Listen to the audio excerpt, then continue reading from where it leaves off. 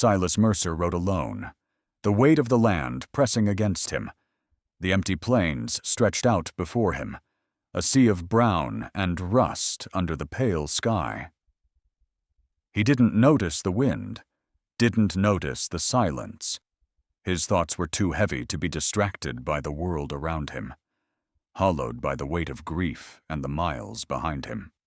Above him, the sky was stretched with fading light, casting a muted glow over the barren land. There was something in the way. The light fell faded gold over brittle grass and splintered fence posts that called to the ache behind his ribs. It was the kind of land where men went to disappear, and for a time, he thought that was what he wanted. But the heart has ways of remembering what the mind tries to bury. Each hoofbeat seemed to echo louder than it should, like the land itself was reminding him of another time, another trail, another door he'd once opened to find only silence on the other side, a child's cradle, untouched, a woman's scarf still hanging by the window. He could still feel the weight of dirt beneath his fingers, could still hear the scrape of the shovel biting into frozen ground. He shifted in the saddle, the leather creaking, and exhaled slow.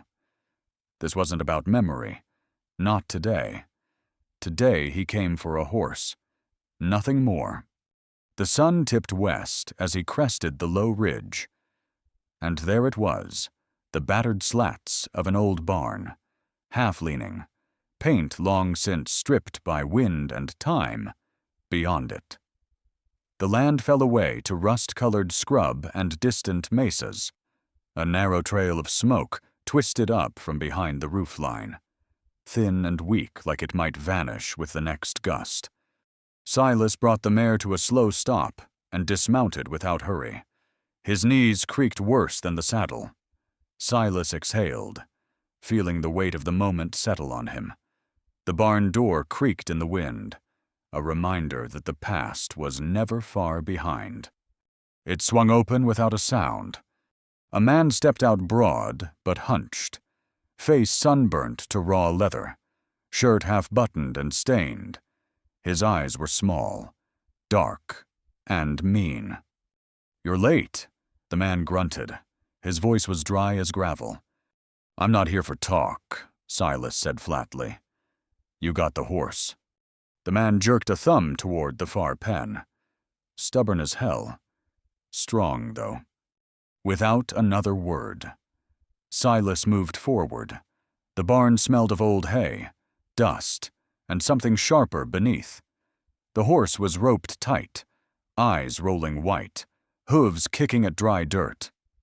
It wasn't fear of him, Silas saw that at once. The animal's panic ran deeper, wilder. Then he heard it. A faint sound, a soft thud, the scuff of something or someone trying not to be heard. He froze.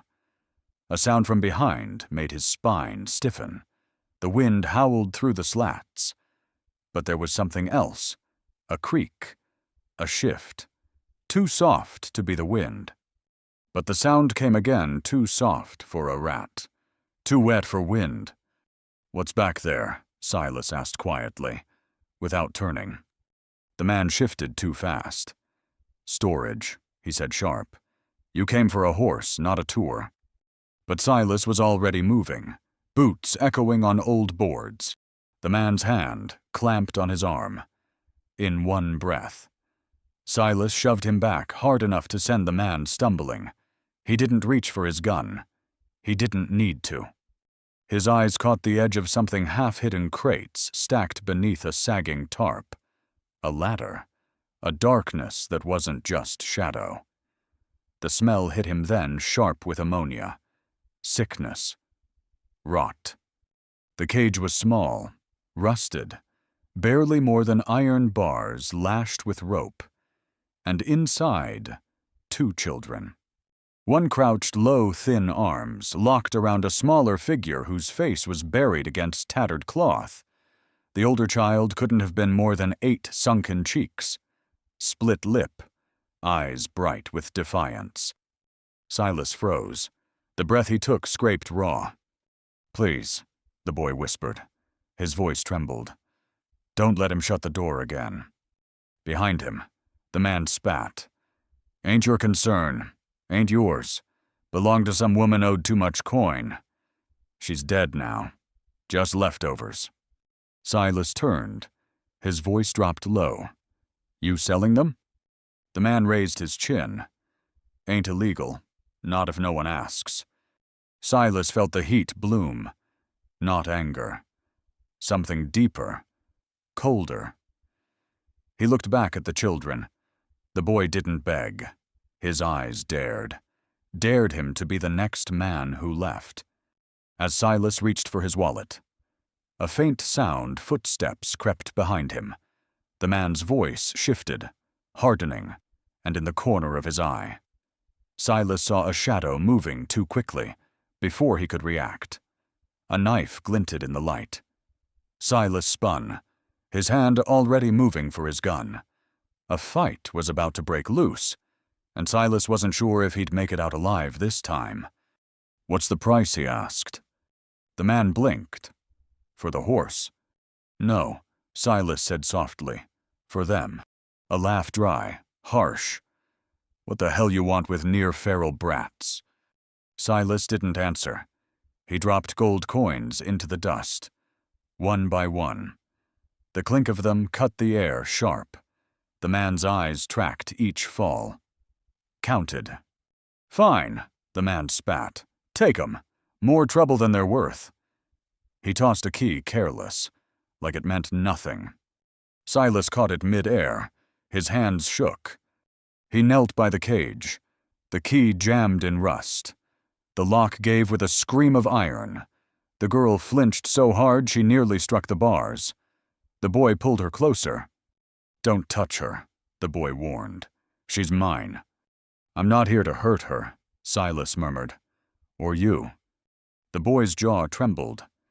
"Then why'd you buy us?" Silas searched for the answer but found only silence.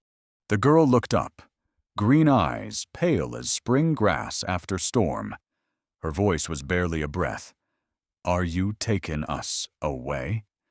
"Yes," he whispered. "I am."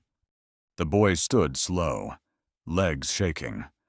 "Then hurry," he rasped, "before he changes his mind." They left the cage behind, but not the fear. Silas lifted the girl so light he barely felt her and set her on the wagon. The boy followed, barefoot, steps sharp and uncertain, like he half expected the ground to vanish. The man didn't follow. Good. Silas didn't trust himself not to kill him if he did. They rode without words. The sky burned copper, then ash. The only sounds the creak of wheels, the rattle of harness, the girl's soft cough. "What are your names?" Silas asked at last. The boy hesitated. "Eli," he said, "and that's Maggie." Silas gave a single nod. Silas Mercer. He didn't offer more. Couldn't. Every time the words rose about the wife buried last winter, about the baby who never breathed, they caught like glass in his throat. By sundown, they reached the ridge. The land beyond rolled into dusk-colored hills, the edge of the wild. Silas had a cabin west, but not yet. Not for strangers. Instead, he turned toward an abandoned smokehouse near the creek, half collapsed but dry.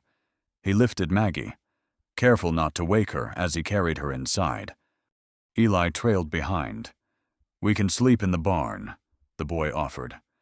"We don't need—" "It's not the barn," Silas murmured.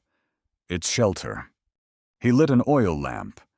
Shadows stretched along the cracked walls. Dust settled in quiet layers. Maggie stirred, murmured something soft. Silas's chest tightened. She couldn't have been more than 5. He handed Eli a tin cup of water. The boy drank slow, eyes never leaving him. "You gonna sell us again?" Eli asked. Quiet. Silas froze, then softly. "Everyone does." Silas sat beside him. "I'm not everyone." The words hung there. Eli's gaze flickered then down. "You smell like someone who lost something too," the boy whispered. Silas didn't answer, just added another log to the fire and let it burn. Night fell cold. Maggie cried out once, small fingers twitching in restless sleep. Silas woke and covered her shoulders.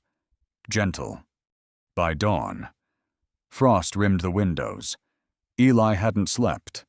Silas found him watching the door, hands tight around an old stick he'd sharpened into a crude knife. "We head for town today," Silas said. Soft. "Need supplies." Eli's eyes narrowed.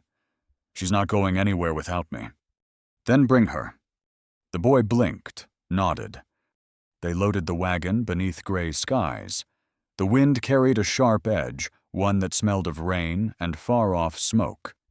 As they rode, Silas felt it stir the slow, silent weight of something waking inside him, something that remembered what it meant to keep a promise, what it meant to protect.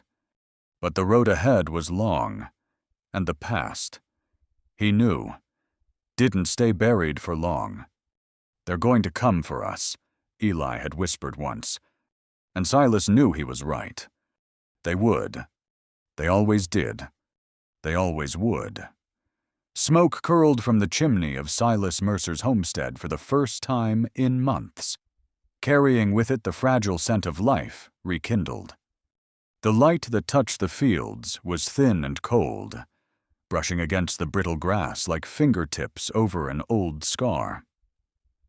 The morning stretched quiet, except for the slow creak of a weather-worn rocker on the porch and the restless twitch of the mare's tail by the barn. In the distance, beyond the line of blackened trees, the sky still held the pale silver of dawn not yet warmed. Silas stood near the woodpile, axe raised. The rhythm of each stroke was interrupted by the sudden, sharp crack of a distant branch breaking. His eyes flicked toward the tree line, his senses alert. The quiet before the storm always felt like this, too still, too waiting. And then, the sound came again, closer this time. Something was out there. He worked without thought, but not without memory. Every sharp crack of wood sent ripples through the stillness, and with every breath. The ache of absence pulled at his bones. The cabin he'd built with his wife still bore the signs of her hands. The embroidered cloth that hung above the stove. The carved spoon left on the shelf. The cradle in the corner empty, untouched. He'd thought once that silence could protect him from that kind of pain. He was wrong. Inside, the two children, Eli and Maggie Banner, moved cautiously through the morning, as if expecting the roof to collapse without warning. Maggie, fragile as blown glass, sat near the hearth, her small fingers tracing patterns in the soot as Eli, older and sharper, kept to the shadows. The boy's eyes never rested. He watched the door, the windows, Silas himself. By the time the kettle began to hum, a soft whistle curling up from the cast iron, the scent of weak coffee filled the single-room cabin. Silas poured 2 tin cups, setting them down without a word. Eli stared at the steam before reaching for one, his thin hands trembling despite the still air.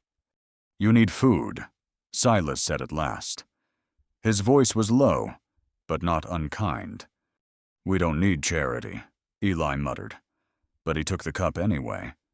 Maggie coughed a dry, rattling sound that twisted something sharp in Silas's chest. He glanced toward the girl, then toward the cradle. He swallowed hard.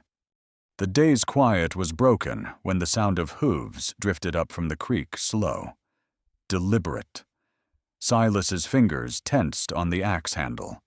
He set it down, smooth, lifted the Henry rifle from the wall, and stepped onto the porch without haste. A single rider approached along the muddy track, a man dressed in worn brown. dust clinging to every fold of his coat. The star on his breast caught the pale light Deputy Marshal Thorne, a man Silas had seen only in passing over the years, mostly in the shadows of saloon doorways or the back pews of the half-abandoned church. Thorne pulled up his mare, nodding once. Silas Mercer. He greeted. His voice was flat as river stones. "Heard you been seen in town yesterday. Heard you weren't alone." Silas said nothing for a long breath. The children remained inside. He didn't need to look to know Eli was watching from behind the curtain. "Brought 2 young ones back," Silas said finally. "Didn't have much of a choice." Thorne adjusted his reins. "There's talk. Men asking questions about missing property, about things that belong elsewhere." "They don't belong to anyone," Silas murmured. The words left his mouth before he'd fully chosen them. "Not anymore." Thorne's eyes narrowed slightly. He was a careful man, worn down by years of dirt justice and the slow erosion of the law in a place too far gone for statutes to matter. "You aiming to keep 'em?" Silas's hand brushed against the barrel of the rifle. Not a threat, just instinct. "I'm aiming to keep 'em safe," he said. The wind shifted, carried the distant smell of pine smoke and something sour beneath it, old blood. Maybe. Or wet ash. Thorne sighed. Words out. "The men who had 'em. They'll come for what they think's theirs." Silas nodded once. "Let 'em." When Thorne rode off. The sound of hoofbeats faded into the hush of open land. Silas stood unmoving for a long moment, his breath fogging the cold air, before he returned inside. The children hadn't moved much. Eli's face was set hard, brittle with distrust. Maggie pressed close to her brother's side, the thin fabric of her dress no match for the chill. "We need to get supplies," Silas said quietly. He didn't look at them when he spoke. "Town's not far. We can ride." Eli's chin lifted. "We ain't going nowhere without each other." "Didn't plan to split you," Silas said. His voice was soft, but steel ran through it. Later, they set out under a sky gone to iron. The rutted road cut through fields stripped bare by winter. Mud clung to the wheels. The wagon creaked, heavy with the weight of things unsaid. Silas drove without hurry, his eyes on the trail ahead, but his thoughts elsewhere. Every twist of the road felt like a memory. Every rock and rise something he half recognized from years gone. The town of Dustmere Crossing was a place that had long since stopped pretending to thrive. The main street was half mud, half frozen ruts, shuttered windows, crooked chimneys. The general store's paint peeled in ribbons from its wooden walls, and the bell above the door gave a rusty jangle as they entered. The clerk inside, an older man with a face like dried parchment, raised one brow at the sight of the children. "That your kin?" he asked, measuring each word. "Put it on my tab," Silas replied. His tone left no room for questions. Eli trailed close, his hand wrapped tight around Maggie's. The girl said nothing, her eyes too wide, too dark. The clerk made no further remark, just filled the order: jerky, flour, matches, a new length of rope. They were stepping out when the shout rang sharp across the street. "Hey!" Silas turned, slow. The saloon's porch bore a single figure tall, clean coat, badge catching light like a fishhook. Another lawman, or close enough to pass for one. "Those children with you?" the man asked, voice too smooth. Silas felt Eli stiffen at his side. "They are," Silas answered. The man nodded toward Maggie, who shrank behind her brother. "Funny thing," the man drawled. "Heard about a pair went missing down south. Rancher says they're his. Might be I need to ask a few questions." Silas stepped forward, his shadow falling long. "They're not his," he said. "I paid for 'em." The man's eyes flickered. Paid. like stock. Paid like human beings that needed saving. The wind stirred dust between them. The sheriff's mouth twitched somewhere between curiosity and contempt. "You got proof?" he asked. Silas didn't answer. It might have ended badly then, but fate, as it often does, intervened with violence. From behind the saloon, a woman's scream cut through the air high, wild, ragged. Heads turned. The lawman's stance broke. Silas didn't wait. He shoved Maggie into Eli's arms. "Stay with her," he told the boy. "Don't move." He ran. The saloon's shadow swallowed him whole. Smoke clung to every wall, somewhere beyond the overturned tables and shattered glass. The sound of struggle rolled like thunder against the floorboards. Silas crossed the threshold fast, no hesitation boots pounding until he reached the back room. There. One man held another, pinned fists rising and falling. Blood splattered across the boards. Beneath a splintered table, a girl no older than Maggie wept silent, clutching a broken locket. "Enough," Silas said. The word wasn't loud, but it sliced through the noise clean. The larger man looked up, face twisted, knuckles red. "Ain't your business," he growled. Silas's eyes flicked from the child to the broken man on the floor. He saw it. The terror. The truth. He raised his voice. "Is it true?" he asked the girl. She shook her head, silent tears cutting through grime. "He was protectin' me." She choked. "Papa, he drinks. He hurts he." The big man snarled but stepped back. Silas's hand never left the grip of the revolver holstered at his side. "I've got 2 children out there," he said quietly. "Any man raises a hand to them, I'll make sure his bones never see clean ground." The man's face paled. The spell broke. The law arrived late to deputies and the town marshal. Too slow. Too thin. Silas didn't wait for them to sort it. He walked back into the light. Eli was there. Maggie pressed against his chest. Both looked up when they saw him. Something in Eli's face shifted. He didn't speak, but when Silas knelt to help them into the wagon, Eli's hand found his for the briefest moment. The ride home passed in silence. The fire in the cabin burned low that night. Maggie curled close to the hearth, breathing soft. Eli sat cross-legged with an old knife, whittling wood into sharp points. Neither spoke much. Silas watched them, watched the way fear clung to the edges of their movements, watched the way Maggie never let go of her brother's sleeve, even in sleep. In the darkest hour, the wind rose. Silas lay awake with one hand on the rifle across his chest, and Eli's voice came soft in the dark. "You're always going to come back." Silas didn't answer. The words caught too deep. Instead, he whispered, so low the wind almost stole it away, "I'll try." They drifted then into uneasy sleep. As the moon disappeared behind the clouds, Silas felt a chill creep down his spine. The faint glow of fires from a distant camp flickered. Unseen, but undeniable danger was coming.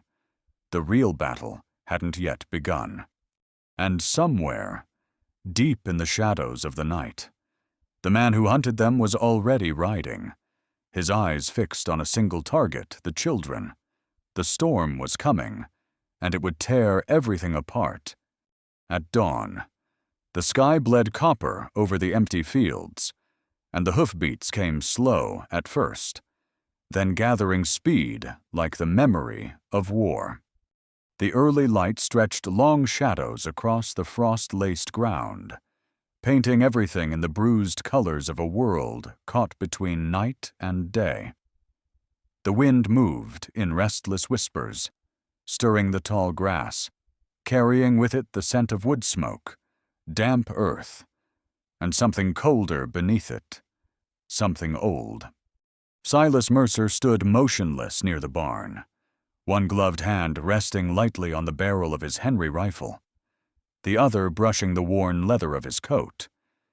He could feel the shape of the metal inside the pocket, the tarnished thing his wife had sewn into the lining years before. He hadn't touched it in months, hadn't wanted to remember what it once meant. But this morning, something felt different. The children were awake before first light. Eli Banner, sharp-eyed and drawn tight as wire, hovered near the window, watching every shift of wind, every distant sound. Maggie remained close to the hearth, her small hands clutching the hem of an old shawl. She was humming quietly, something tuneless, broken at the edges. Silas knew this rhythm, knew the way fear crept into the marrow of the young and made them brittle. He had seen it in soldiers, in burned towns, in the faces of men who'd buried too many names to count, and he saw it now, plain as day. In the way Eli's fingers never strayed far from the old hunting knife he'd been given. "We ride today," Silas murmured, his voice rough from disuse. He stood by the door, adjusting the strap of the saddlebag. "Need supplies. Can't put it off." Eli's eyes flashed. "They'll know," he whispered. "If we go to town." "They already know," Silas answered quietly. The trail into Dustmere Crossing was slick with thawing mud, the wagon wheels biting deep into the ruts. The sky overhead held no warmth, just the cold gleam of clouded silver. They passed the twisted bones of an old way station, long abandoned, its sign dangling useless from rusted chain. Somewhere, far off, the call of a lone crow echoed across the lowlands. The town itself was little more than a scatter of broken roofs, narrow alleys, and faces too worn to remember joy. Dustmere Crossing had never been a place for kindness. It was a way stop for men on the run, for coin that changed hands without questions. And as Silas brought the wagon to a halt in front of the general store, he felt the eyes gathering slow, suspicious. The clerk behind the counter raised his chin in recognition. He said nothing about the children. The goods were gathered in silence: salt pork, lamp oil, ammunition. Eli kept Maggie close, one hand always resting protectively across her back. They were stepping back into the street when the voice cut across the stillness. "Hey." Silas turned, slow. The figure was tall, lean, dressed in a coat too fine for Dustmere's filth. The badge on his chest gleamed sharp in the morning light. His eyes were cold, his mouth set in something that wasn't quite a smile. "Those children with you?" the man asked, voice smooth as polished glass. "They are," Silas replied, voice steady, though every breath felt tight. The man nodded toward Maggie, who instinctively shrank behind Eli. "Funny thing," the man continued, eyes narrowing. "Rancher down south reported a pair gone missing. Might be these two. Can't say for sure till I ask the right questions." Silas stepped forward. He felt the weight of the rifle at his back, but didn't reach for it. "They're not his," he said calmly. "I paid for them." The badge man raised an eyebrow. "Paid. Like human beings that needed saving."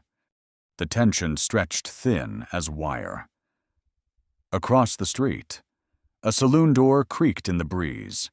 Somewhere a dog barked, distant and hollow. "Got any proof of that?" the lawman asked. Silas said nothing. He could feel Eli trembling beside him. The boy's knuckles were white where they gripped his sister's hand. The silence might have broken, then might have snapped into bloodshed right there in the street, but fate cracked the air with a scream. It came from behind the saloon, sharp, ragged, desperate. Help, a woman's voice, wild with panic. The lawman's head turned. Silas moved before the man could speak, shoving Maggie into Eli's arms. "Stay," he said, "no matter what." He ran. The saloon's shadow yawned wide, the smell of stale whiskey and old smoke thick on the air. Chairs overturned. Glass crunched under his boots. The sounds of struggle dragged him forward through the haze, past the broken tables, until he found the source. A man, broad and wild-eyed, held another pinned against the bar's far wall, his fists falling heavy and rhythmically, blood smearing across cracked wood. Beneath an upended table, a child, a girl no older than Maggie, sat curled, clutching something that glinted in the half-light. "Enough," Silas said. The word dropped cold into the room. The larger man hesitated, fist half raised. His breath came ragged. His lip curled in a sneer. "Not your concern," the man spat. He touched her. "I saw it. Don't need no law to deal with that." Silas's gaze shifted to the girl, her face pale, her eyes wide. She shook her head, tears already cutting paths through the grime. "He's my uncle," she whispered, voice broken. He wasn't hurting me." The air turned colder. The man's fists tightened. Silas's voice lowered to something near a growl. "I've got 2 children waiting outside," he said, "and if any man ever lays hands on them, I'll bury him deep. You understand me?" The bigger man faltered. Pride flickered in his eyes. But something else took hold. Fear. Perhaps. Or shame. He stepped back. The bloodied figure slumped to the floor, unmoving. The doors swung open.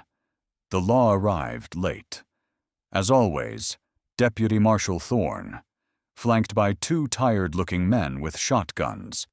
Their faces registered the mess, but no one moved to untangle it further. Silas brushed past without a word. The street was still. The children stood where he'd left them. Maggie's eyes were red from crying. Eli's mouth was set in a grim line. "You left." The boy murmured not accusation, just a soft disbelief. Silas crouched beside them. His breath steamed in the cold air. "I came back," he said quietly. Eli's hand tightened around his sister's. His jaw worked silently. "You always gonna come back?" the boy whispered. The words struck deeper than Silas cared to admit. He nodded once. "Rough." "I'll try," he said, voice low. They rode out of town under a sky gone to rust. The wind pulled at their coats, the wagon wheels groaning beneath the weight of supplies and unsaid things. By the time they reached the ridge above the homestead, the sun had dipped behind the hills. The first stars bled through the clouds. That night. The cabin glowed dim with firelight. Maggie fell asleep early, her hand curled around the frayed edge of an old quilt. Eli sat by the hearth, sharpening a stick into a crude spear, his eyes distant but clearer somehow, less wild. Silas cleaned the rifle in slow, deliberate motions, each piece laid out with care, not because he feared the rifle would fail, but because it was the one act of control he could still claim. The wind shifted outside soft, breathless. The trees whispered against the dark. Hours later, when the fire had burned down to ash, Eli's voice drifted through the quiet. "You ain't like the others," he said softly. Silas looked up but said nothing. The boy's voice thinned to almost nothing. "Don't matter if you say you'll come back. Folks say things. Then they don't." Silas's fingers brushed the old metal in his coat. His heart felt heavy with memory. "I know," he murmured. "I know." The cabin slept. The world turned, far beyond the hills. A distant flicker of light marked the camp of riders who had not forgotten, and the man who hunted them who saw the children as nothing but coin had not yet made his move. But he would, and Silas Mercer knew the storm had only just begun. The rain came, first, thin, cold, and bitter, soaking the earth as Silas Mercer dug shallow trenches with numb hands, knowing full well graves might soon follow. The sky pressed low over the land, a bruised canvas of iron and ash. The wind howled through the hollow trees, bending them into crooked shapes against the gray. Each drop of rain stung cold against his skin, but Silas worked without stopping, the steel of the spade biting into soft earth over and over.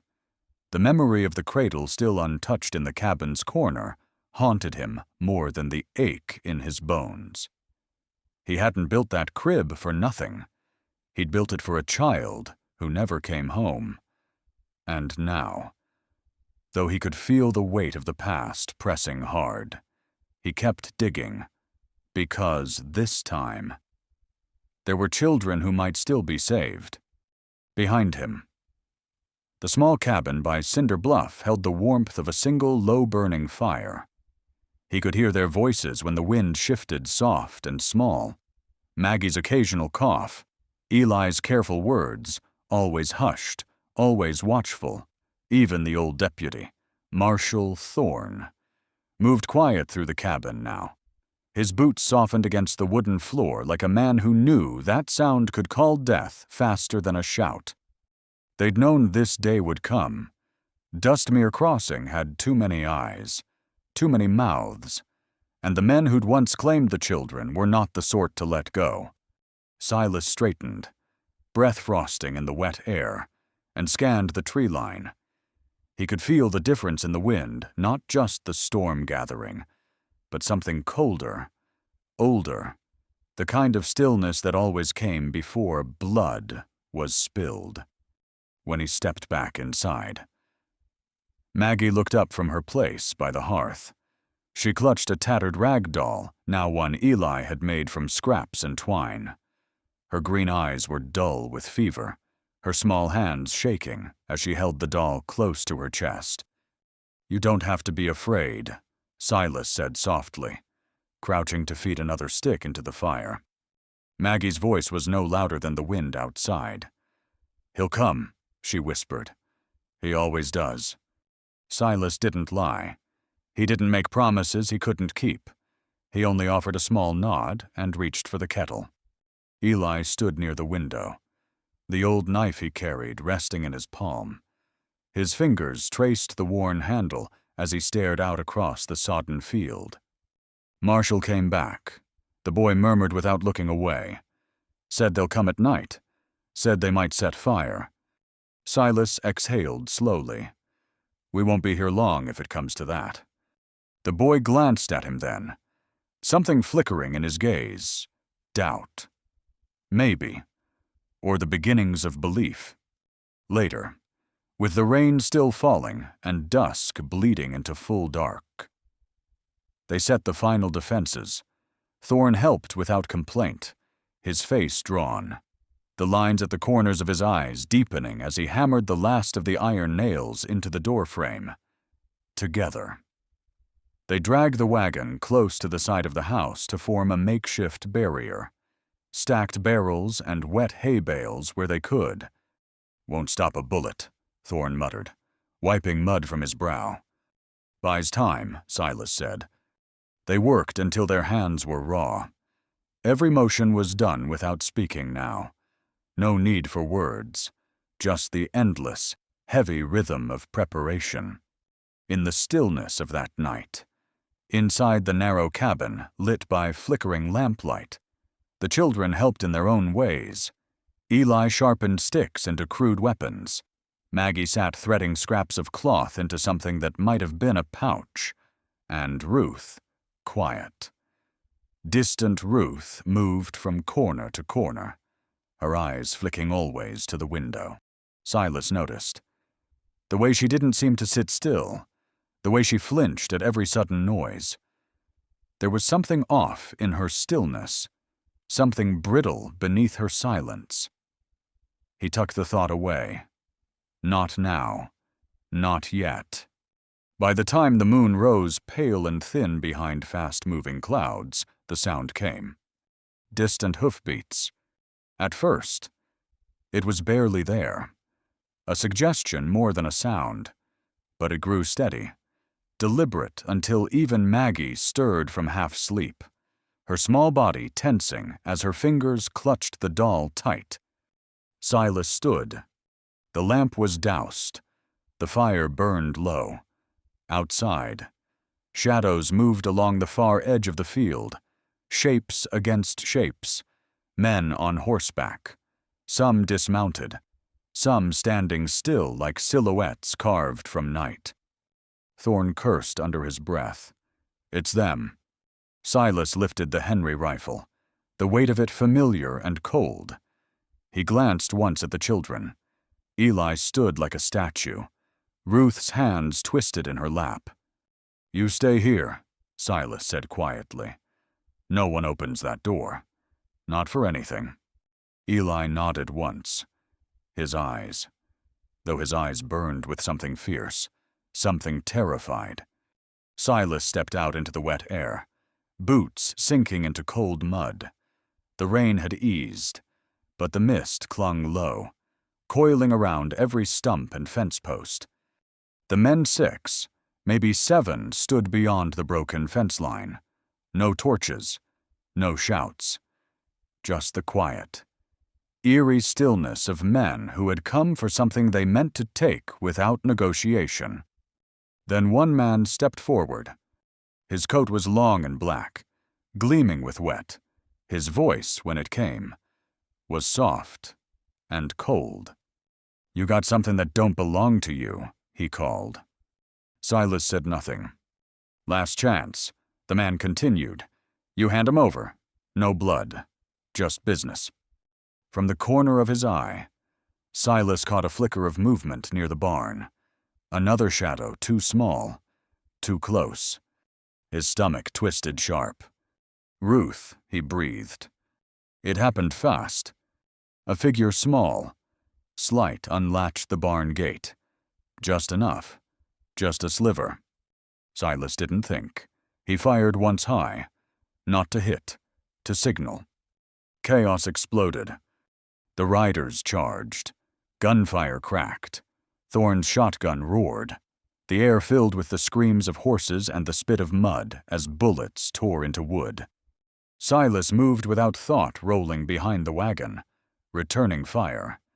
His heart pounded like thunder. Breath ragged as he ducked and fired again. A man fell screaming into the mud. Another dropped. Motionless. Thorne cursed as he reloaded. Bastards brought more than I thought. A shadow lunged from the side. Silas swung the rifle hard, striking the figure across the jaw. The man went down. Through it all, Ruth stood near the gate, motionless, hands slack. It was Eli who moved first, leaving the cabin's safety, sprinting through the storm of violence to grab her arm and yank her back. "What are you doing?" Eli shouted, dragging her toward the door. Her face was blank, eyes empty, as if she didn't fully understand what she'd done. Silas fired again last round, and then the riders broke. The surviving men pulled back, retreating into the fog, leaving their dead in the churned field behind them. The quiet came sharp and sudden. For a long moment, no one moved. Silas stood, rifle shaking in his grip. His breath burned in his throat. Eli half-dragged Ruth through the cabin door, slamming it behind them. The wind howled. Maggie sobbed quietly, clinging to the doll as if it were her only anchor. And Silas knew, without needing to speak it aloud, that this had not been the real attack. It had only just begun. From the porch, with rain slicking the brim of his hat, he caught the glint of something deeper in the dark beyond the ridge, more campfires, more riders.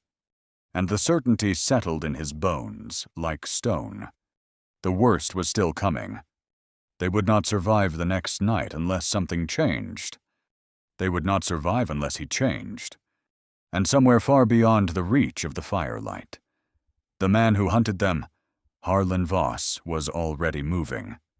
The first sign of direct betrayal, a barn door left unlocked. A strange symbol drawn in ash. Silas suspects, but cannot act yet. From the porch, Silas sees the first flickers of campfires in the far trees, faint red dots in the darkness. The siege has begun. At dawn. The world was still unnervingly so, as if the land itself held its breath, waiting for the first shot to shatter everything.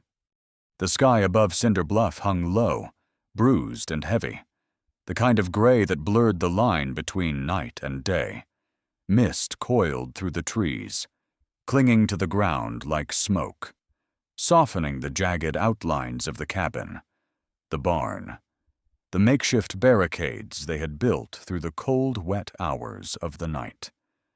The fires in the distance had burned low, but the men who lit them were still out there waiting. Silas Mercer moved like a man in a half-forgotten dream. The leather of his gloves was slick from rain and sweat, the barrel of his rifle cold against his palm.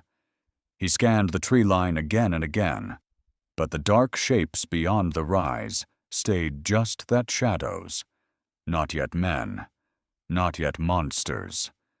But soon, in the cabin, Eli Banner was awake before the others, standing by the window with the knife Silas had given him held tight in one hand.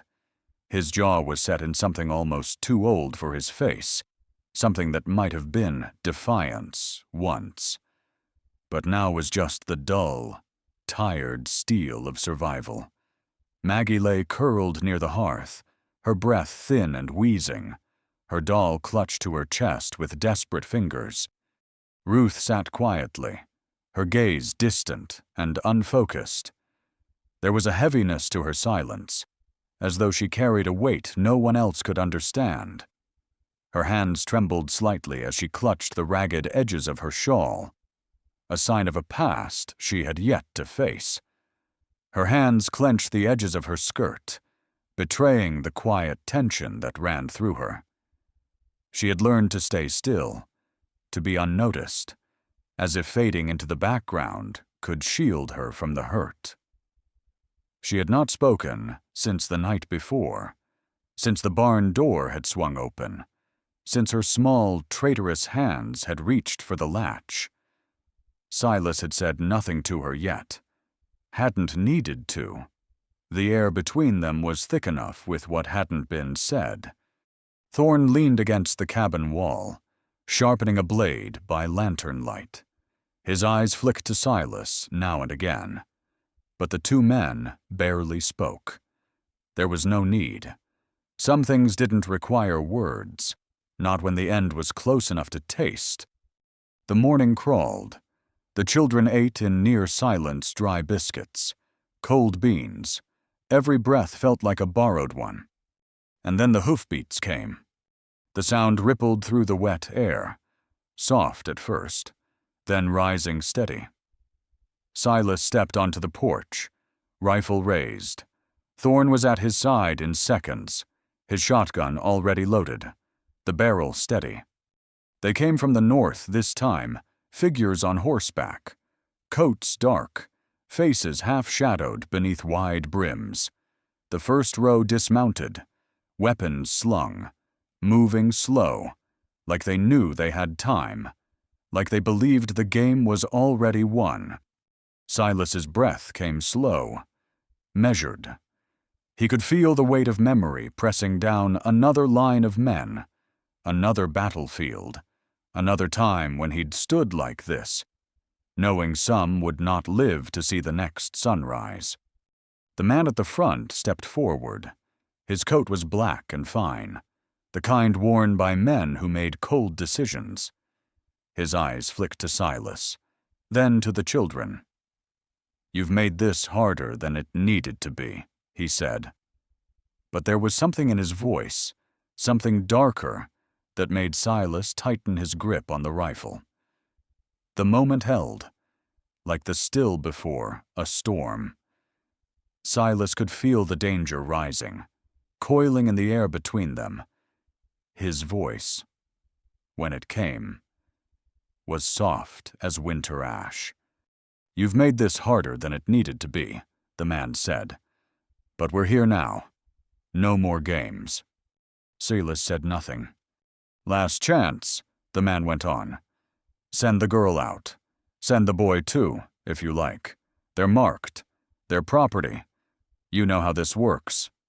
"I know exactly how this works," Silas said. His voice was low, even.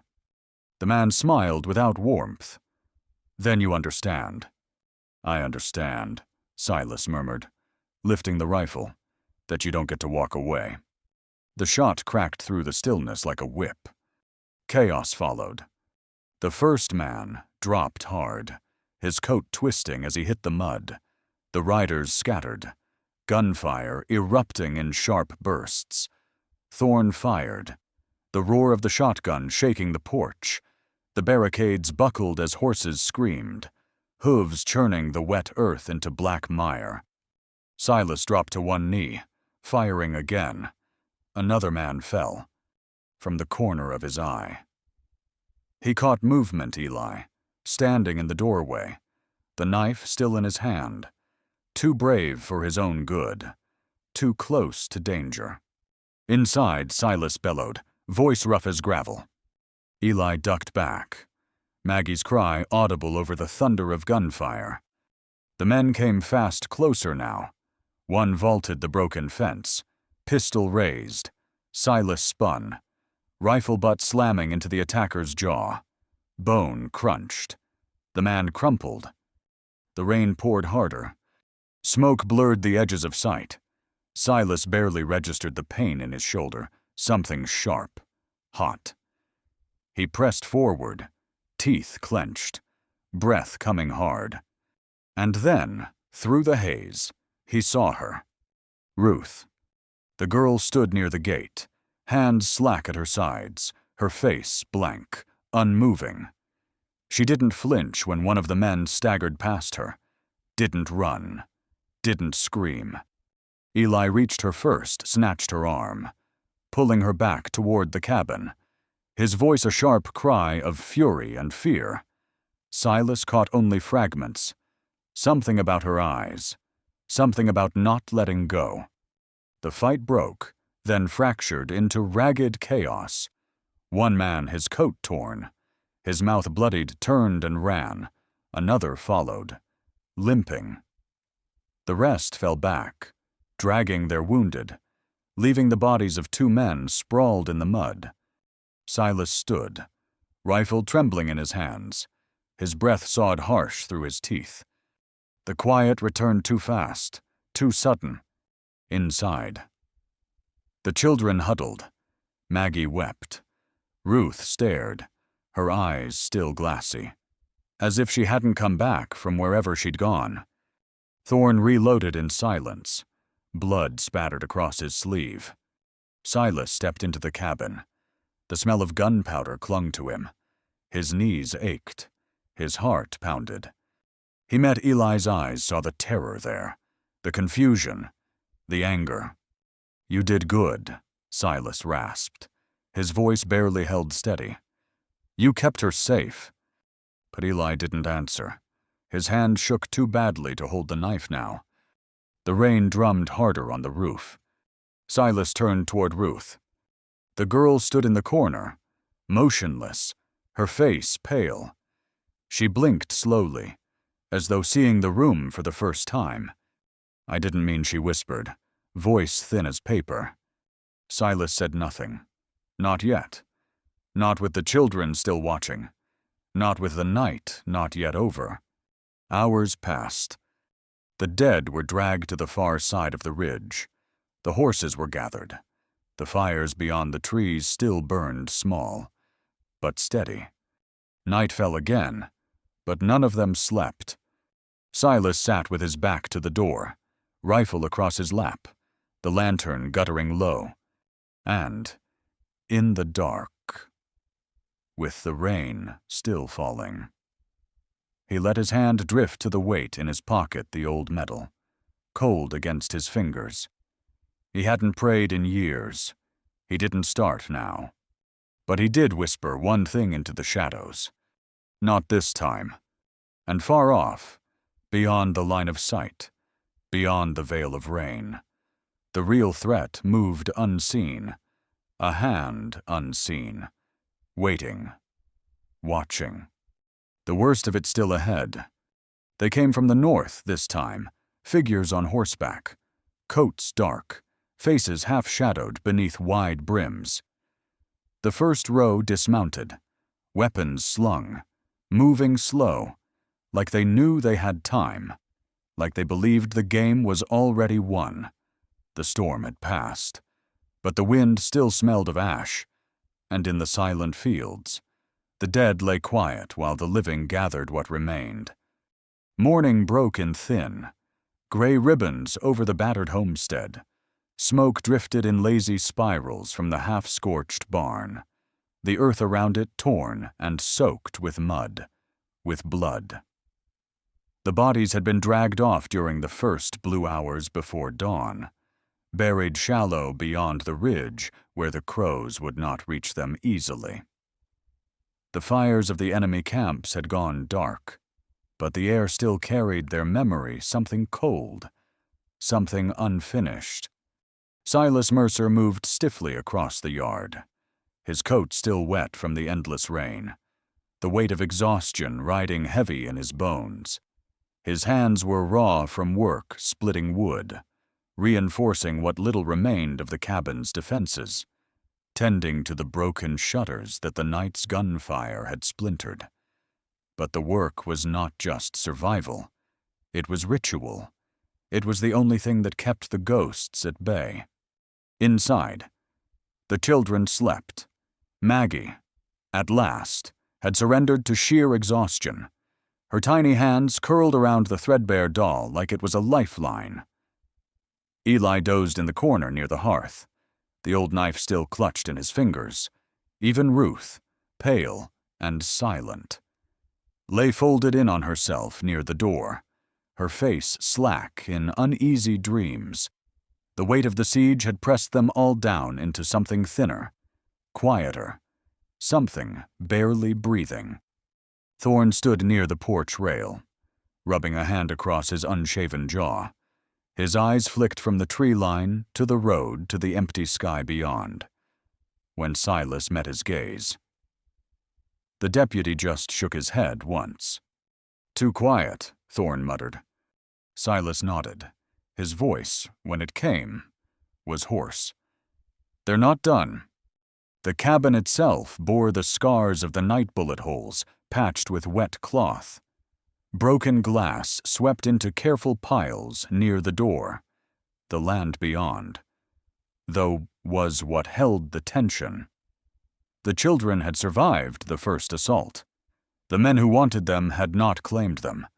But Silas knew men like Harlan Voss, knew the kind of rot that ran deeper than one failed raid. He wasn't just fighting a gang.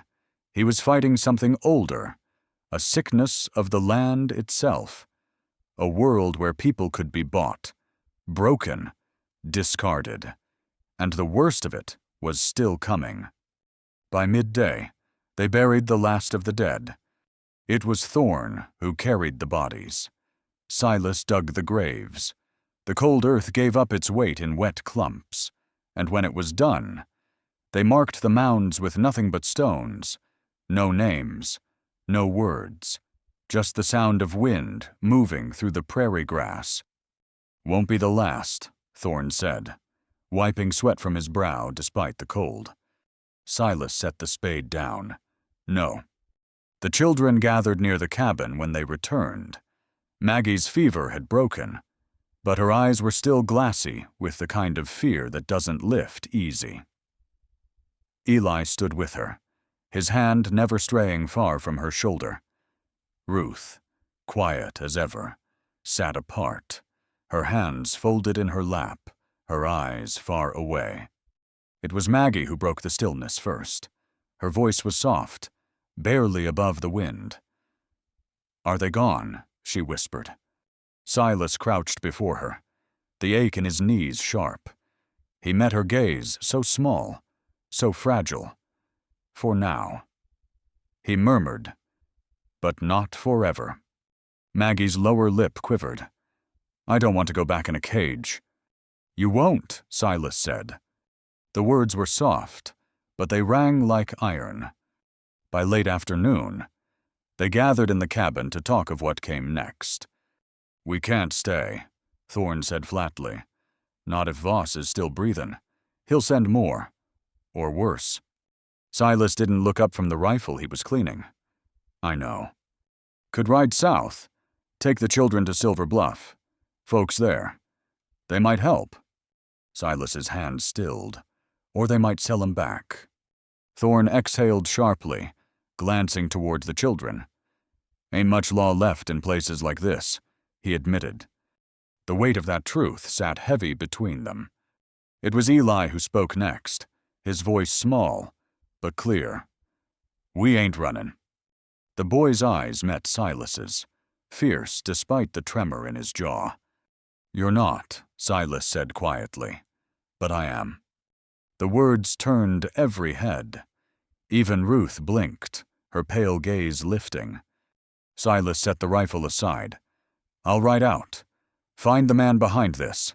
End it. I'm not letting this come to the door again. Maggie's breath caught. Eli's hands clenched. You said you'd stay, the boy whispered. His voice cracked on the last word. Silas swallowed. The weight of memory pressed close the old house, the empty crib, the broken grave. I'm not leaving, he murmured. I'm making sure you've got something to stay for. The decision hung there in the low light. There was no argument, only the slow, inevitable understanding. That night. The wind rose again. The trees groaned under its weight. The cabin flickered with candlelight, and Maggie drifted into uneasy sleep with her head resting on Eli's arm. Thorne kept watch near the door. Ruth sat by the hearth, unmoving, her face hidden beneath strands of tangled hair. Silas stood near the window, his coat already slung across his shoulders, the rifle resting in the crook of his arm. He didn't bother packing much, just bullets, just rope, just the iron metal stitched into the coat pocket. Cold and silent. The moon rose high, thin and sharp as a blade. When Eli stirred, half waking, Silas crossed the room and pulled the worn blanket higher over Maggie's small shoulders. The boy's eyes blinked open heavy. Confused. You'll come back, Eli murmured. Silas's throat worked hard. He nodded once. I'll try, he said softly. The boy didn't speak again. Silas stepped out into the cold. The wind caught the hem of his coat. The mare waited near the fence line, breath steaming in the silver air. He mounted without sound, guiding the horse away from the faint glow of the cabin, down toward the shadowed line of the ridge. He didn't look back, not yet. Far beyond, across the unseen miles, the heart of the sickness still waited. And by the time dawn came again, Silas Mercer would be on its doorstep, the worst of it still ahead, out there where the wind still moves through the grass like whispered memories, where the sun dips low over land that never quite forgets the weight of old footsteps.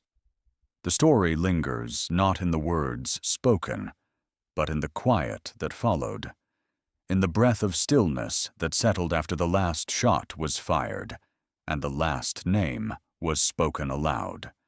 You can still hear it if you listen close, the creak of weathered wood, the rustle of prairie flowers blooming wild along a fence line long since broken, the soft whicker of horses grazing under a sky vast enough to swallow sorrow and hope in the same breath. Some stories don't end in thunder, but in the small, steadfast choices made when no one else is watching. Choices carved from something deeper than pride or vengeance, choices born of simple, stubborn decency. There was no grand parade for Silas Mercer, no headlines printed on brittle sheets of newsprint, no statues raised beneath the brittle sun. But there are other kinds of monuments, the kind built in memory, in the hands of children who learn to laugh again, in the ragged edge of a torn shawl mended by careful stitches, in the way a house once silent came to hold music again, even if only in the soft hum of a girl's voice beside the hearth.